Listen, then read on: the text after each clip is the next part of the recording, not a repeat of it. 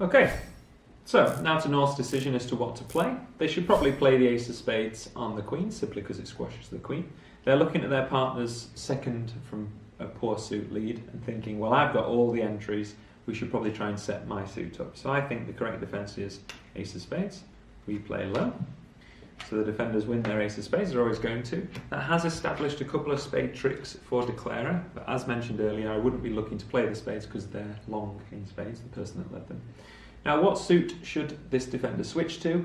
It's between hearts and clubs for me. Diamonds don't look like they're very prosperous because there's long diamonds in the dummy, so we should be switching to either hearts or clubs. And the clubs give ourselves a slightly better chance, simply because we have more of them. We've got Queen Jack 9x versus Queen Jack X, so it's more likely that the clubs are better. You can see if they were to switch to hearts, this would give the heart suit away. Because if they switch to the Queen of Hearts, it goes Queen, low, low, King. Declarer now knows to finesse the Jack, playing low to the 10. So playing hearts from this hand gives away the heart suit. So clubs is better, not because you would know the heart suits like that, but simply because you have more of them, it's safer. So I would switch to the Queen of Clubs. We've got to decide which hand to win this in. And we have to win it in our hand because we want to keep the entries to the table as much as we can. The reason for that is the diamonds are blocked. We have big diamonds in our hand, but they are short. So we need the entries over there to be able to get to diamonds later, potentially, once the ace of diamonds has gone. So we should win the ace of clubs here. We could duck a club if we want to, and then win the ace of clubs. Not that big a deal either way, if I'm honest. So we'll say they win the ace of clubs now. You could duck a club if you want to. So we win that one. And now we go tackling the diamonds first. So we lead the Queen of Diamonds, like so. This is a very face-up play from the declarer. The defenders, in this case North, the defender who has the ace of diamonds, knows what's going on. We're trying to get rid of the ace of diamonds to set our diamond tricks up. So what they could do is not play ball. They could duck as a defender, not taking the ace of diamonds, trying to make our life awkward around maybe not getting our diamond tricks going as quickly as we'd want. I would only ever do this kind of play in a no trump contract. You should not duck an ace in a trump contract because you might get your ace trump later. So I would duck the ace of diamonds, simply just trying to be a thorn in declarer's side. I'm not playing my ace of diamonds on your queen, which is what you wanted me to do. So declarer continues the 10 of diamonds, play low, and you can do the same thing, duck again. No, I'm not playing my ace of diamonds, just basically making him have to work hard. So declarer wins again, but now you can see declarer has a problem. Because of this irritating defence from North, we now can't play any more diamonds to get rid of the ace. We need to get the lead to dummy. How should we get the lead to dummy? Either a spade or a heart. Definitely not a club, because that would expose us to losing club tricks. So it doesn't particularly matter which one, a spade or a heart. I would play a heart just because we're going to play hearts in a minute later. So we might see the queen or the jack fall, which might, give us some interest in hearts in a minute. So we play a heart to the king, which wins, and we see neither the queen nor the jack, which isn't exactly surprising. And we now finally drive out the ace of diamonds. We're still trying to set our diamond tricks up. This defence is irritating, this duck of the ace of diamonds. We should now take the ace. If we duck now, they'll never play the jack. They've had their 3 diamond tricks already, so we should play the ace, like so. We should throw something away. What suit doesn't interest us? Well, probably clubs. So we'll play a club. This hand has to follow suit with the diamond.